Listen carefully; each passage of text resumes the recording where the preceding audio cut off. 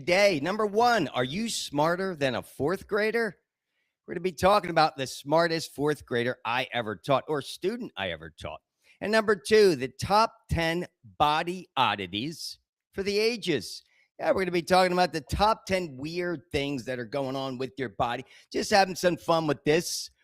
But first, what are we talking about? The ABCs, right? All body workout, blissful sleep, colorful diet. How'd you do today? Me? Did well. 80% on the workout, really good on the sleep, excellent on the diet. Egg whites, kale, apple, banana, blueberries today. So, got to get it in, guys. Always, always. I'm going to start with a rest in peace, two actually, rest in peace shout outs to two greats. One is an actor, comedian, and another is another great actor, John Candy. John Candy passed away in 1994. I mean, John Candy was one of my favorite comedic actors of all times. He was in more than 40 films. He rose to prominence in Canada in the 70s. He joined Second City in Toronto in 1972. You know, I performed at Second City once in Chicago. I mean, they're the greats. You guys know that, right? For comedy. So many people came out of Second City, but yeah, he went on to be an actor, great actor. I mean, you might know him from Splash, Uncle Buck, but my favorite movie, one of my top 10 movies of all times, it's got to be Planes, Trains, and Automobiles from 1987. I mean, John Candy was awesome. Go check that movie. If you haven't seen that movie, you got to watch it on Thanksgiving, right? It's a Thanksgiving movie. And the second actor, Luke Perry. You guys might know Luke Perry from 90210, Beverly Hills 90210 is where he kind of got it. But he's another one. He was in Riverdale, which was another series. He kind of reminded me of Elvis, did a show on Elvis. But rest in peace to Luke Perry. He was 52. He died of a stroke in, 2019? And John Candy, he died of a heart attack in, like I said, 94, but he was 43 years old. All right, guys. So rest in peace. Wow, that's a loud one today. Let's jump right into this first story because all this news about students going downhill in terms of learning, well, let me tell you, there are some really bright students out there. And this is why I believe that we really have to have two teachers in every class because there's students like Rose, which I'm going to read you right now from my book, that she blows the doors off what it is to be a student.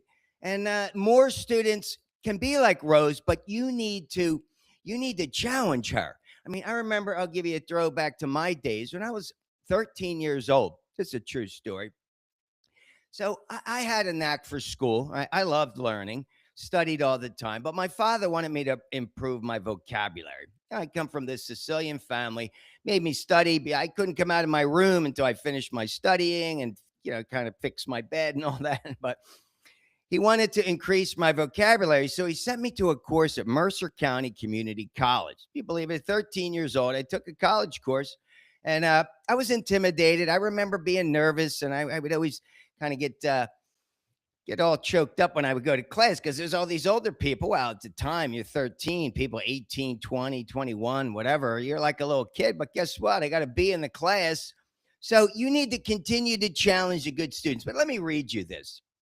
This is from my book, The Sub, Tales of an Inner City Teacher. This is chapter 7, Elementary School. All right. Here we go. Let's turn our attention over to in-class learning and to that special fourth grader who arguably was the smartest student I've ever taught. No kidding. She was super smart and she was only 10 years old. And remember, my experience was 636 days of substitute teaching thousands of students from kindergarten through 12th grade, and Rose was the smartest. I knew she was special when she entered the classroom for the first time. I remember standing by my desk when all the students came charging in. Yes, charging. Because our classroom was at the end of the second floor of this warehouse-looking building behind the main schoolhouse. The kids loved to sprint up the stairs and then down this long exterior hallway with no other doors or classrooms in between, and they were loud. As I patiently waited for the chaos to stop from all the children who were still romping around the room, Rose waltzed in. Like a soft breeze coming off Lake Michigan, Rose was calm, cool, and collected. while paying no attention to the nonsense all around her. She proceeded straight to her desk, neatly unpacked her things, and quietly sat down as all the other unruly students were now getting a lot of cajoling from their new sub.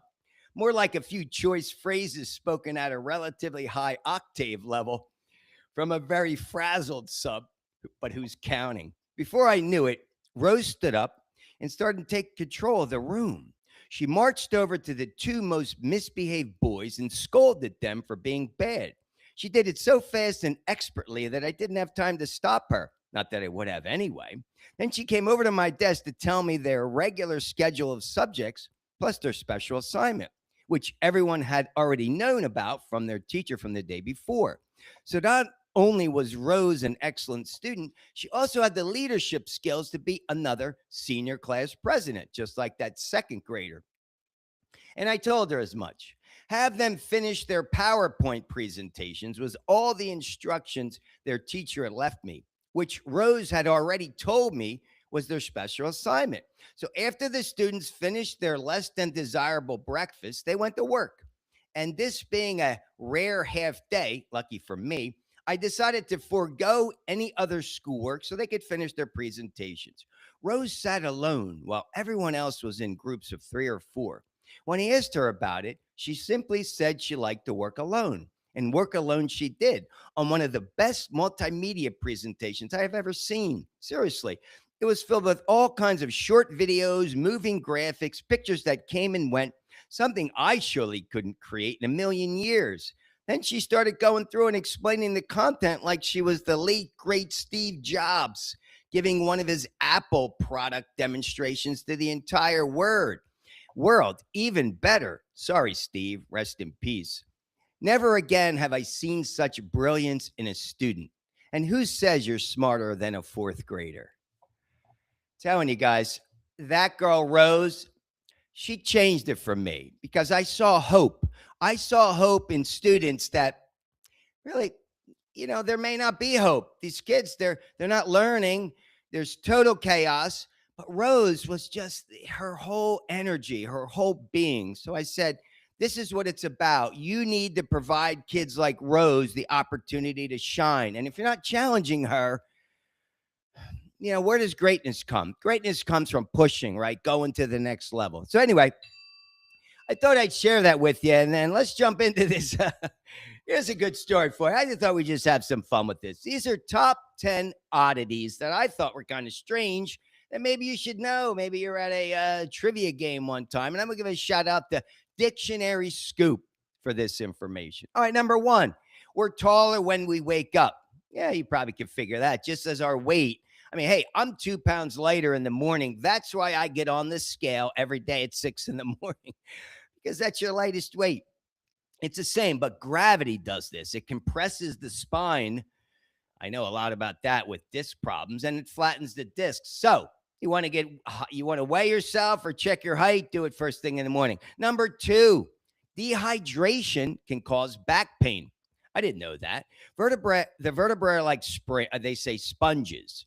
So they got to be properly hydrated to be able to absorb the shock and to protect the spine. And you need to know that. I mean, I'm going to be drinking more water today because of that. All right, number three, one lung is bigger than the other. You guys may know that. Well, the heart is not directly in the center, right? It's a little bit over to the left. And that's why it says that the left lung is 10% smaller than the right lung to make space for the heart. Hey, there you go.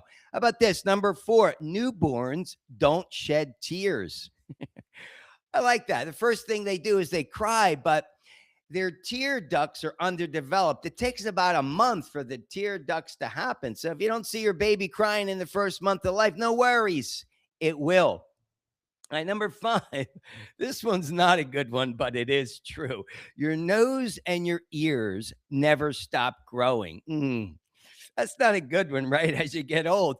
It's odd, but here's what's interesting about it. It's not growth, actually. It's gravity. Again, gravity to the non-rescue, but they're cartilage. Your nose and your ears are cartilage, so the gravity actually pulls the cartilage down. I mean, who knew? Who knew?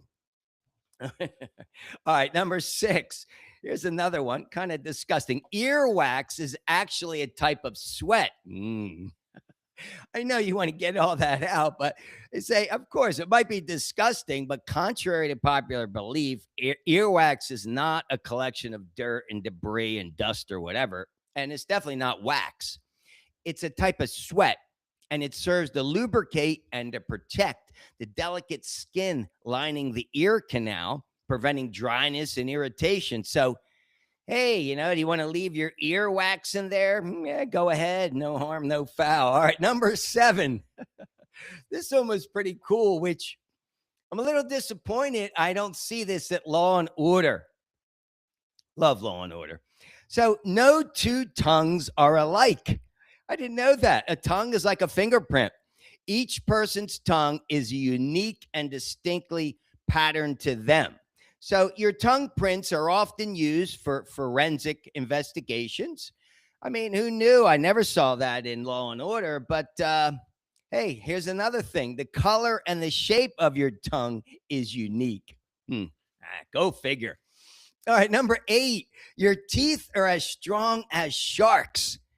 Hey, who knew that? That's right. Scientific studies show that human teeth have the same strength as shark teeth. Of course, they're not as sharp, but they're as strong. Way to go. Number 9. I like this. One nostril at a time, please. Do you know we only breathe out of one nostril at a time? Didn't know that. This alternating pattern of nasal airflow, it's called nasal cycle. It says it ensures optimum filtration, humidification, and warming of inhaled air. All right, guys, I'm going to give you a little throwback back in my yoga days. Pranayama is air or the life force in each person, right? There's just some Sanskrit terms. There's a breathing technique called nadi. It's called Sodana, Nadi Sodana. You might know it as Nadi Sodanam. Some people call it that way, but it's called alternate nostril breathing. Okay. We do these hand movements, like prayer, or do you ever see people do this in yoga? These are called mudras, hand mudras. Okay. This is a Vishnu mudra. And the way you do Nadi Sodana, well, you guys know it. Sodana, you hold it this way, and your thumb goes on the right side, and then you're using these 2 fingers on this side. So if you ever see this, I can't really pull this finger, but this is the Vishnu mudra for Nadi Sodama. So check it out, guys. If you're in a yoga class, don't get discouraged. It's a really good breathing technique. All right, number 10. Only humans can blush. I didn't know that. Blushing is a result, says, of the dilation of the blood vessels and a psychological response to certain things, right? So it's triggered by embarrassment, shame, excitement. Hey, it's just us. It gives you the old mind, body, spirit. The old mind, body, spirit's all connected. So, all right, that's it for today, guys. I wanted to give you some 10 oddities. You're going to remember those, maybe doing a little trivia. You're going to win. But what are we talking about today? What are my Tola takeaways? We're going to finish with the 3 Tola takeaways every day. Got to do it. You got to respect the ABCs. Hey, that's crucial. And I want to give a shout out to my boy John over there in Scottsdale. He just had a heart attack. He called me yesterday, told me he had a heart attack. This guy's close to a couple years older than me. So I gave him some tips on got to get with the ABCs now that he's sort of back on the mend.